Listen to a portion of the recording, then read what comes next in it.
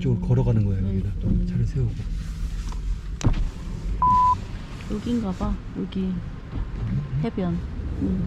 1949년 1월 5일 갑자기 들이닥친 군인들은 젊은이 10여 명을 골라 바닷가에서 죽인 후 39채의 집을 불태웠다.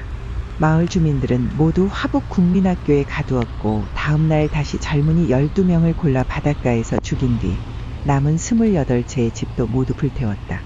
영문도 모른 채 고늘마을에서 희생된 주민은 대략 30여 명으로 현재까지도 명확한 이유가 밝혀지지 않아 추정만 하고 있다.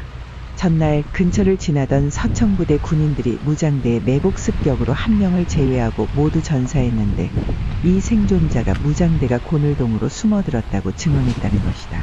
단 한 명의 증언이 몇백 년을 살아오던 마을 운명의 종지부를 찍은 것이다.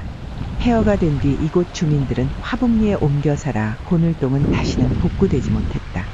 잃어버린 마을들 대부분은 중산간이기에 해안마을 중에는 대표적인 잃어버린 마을터가 되었다.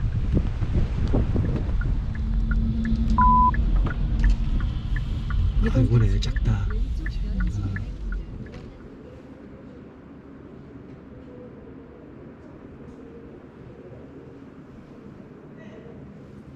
북촌리는 1,500여 명의 마을 인구 중 500여 명이 토벌대의 보복학살로 희생됨으로써 리 단위로는 최대의 피해 마을로 기록되고 있다. 제주도에 한정된 계엄령은 해제되었으나 1948년 12월 29일 기존의 구연대를 대체한 이연대가 제주도에 도착했는데 대대본부가 있던 함덕으로 가던 일부 병력이 북촌국민학교 서쪽 고갯길에서 무장대의 기습을 받아 2명의 군인이 숨지는 사건이 벌어졌다. 마을 원로들은 수계 끝에 군인 시신을 들것에 실어 함덕 대대본부로 운반했는데 스스로 찾아간 10명의 연로한 주민 가운데 경찰 가족 1명을 제외하고는 모두 총살해버렸다. 군인들은 아침부터 주민들이 숨어있을 만한 곳을 뒤지면서 집에 불을 지르기 시작했으며 주민 모두에게 학교로 집결할 것을 명령했다. 북촌국민학교 운동장에 집결한 북촌리민들은 50에서 100여 명 단위로 끌려나갔고 학교 동쪽 당파 쪽과 서쪽 너분숭이 일대로 주민들을 끌고 온 군인들은 탯질, 개수와 등지에서 주민들을 집단 총살했다. 1949년 1월 17일 이날 북촌리 마을의 남녀노소 400명 이상은 한날 한시에 희생되었으며 마을의 집들도 5채만 남기고 모두 불탔다. 죽은 자의 수가 워낙 많아서 시체는 살아남은 아녀자들에 의해 주변에 감회장했다가 사태가 진정된 후에 안장하였고 온 가족이 몰살당했거나 연고가 없는 시체들은 눈이 덮인 채 오래도록 방치되었다가 나중에야 야산에 묻혔다. 당시 엄마 품에서 함께 죽어간 어린아이들은 너분숭이 일대에 임시 감회장한 채로 지금도 조그마한 애기 무덤으로 남아있다.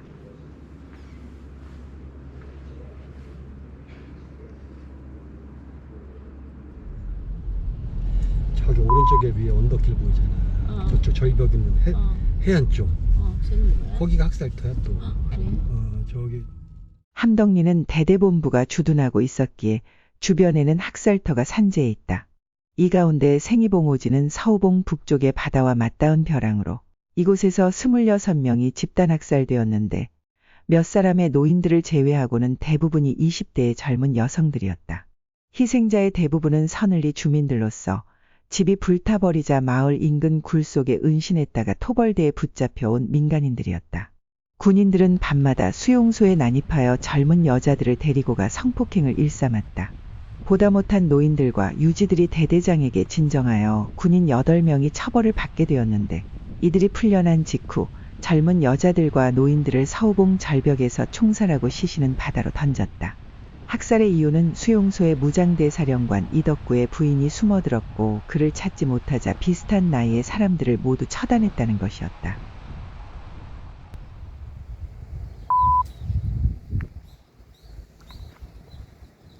이러한 돌성은 무장대의 습격을 방비한다는 명분으로 제주도 대부분 마을에 축성되었는데 무장대와의 연계를 차단하고 주민들을 효율적으로 감시 통제하기 위해 만들었던 전략촌의 한 유형이었다. 축성 작업은 서늘리 주민뿐 아니라 조천면 관내의 주민들과 부녀자는 물론 국민학생들도 동원됐다. 성이 완공되자 서늘리 주민들은 겨우 들어가 잠만 잘 수 있는 한바집을 짓고 집단적으로 살았다.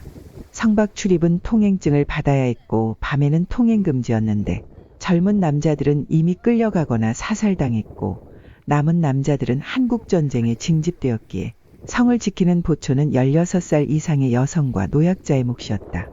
낮엔 밭에서 일하고 밤엔 성을 지키는 고단한 생활을 이어갔던 것이다.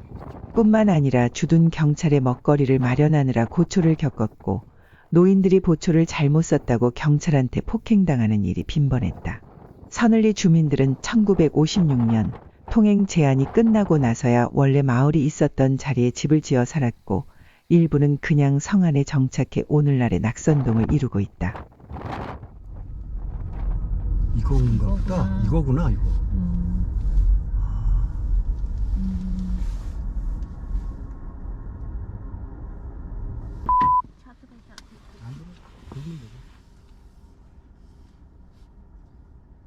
(1948년 11월 21일) 마을이 초토화되면서 서늘리의 가옥은 단 몇 채만 놔두고 모두 전소되었는데 마을 안거리에 위치해 있던 이 팽나무에도 불이 옮겨 붙었으나 다행히 밑동이 살아남았다.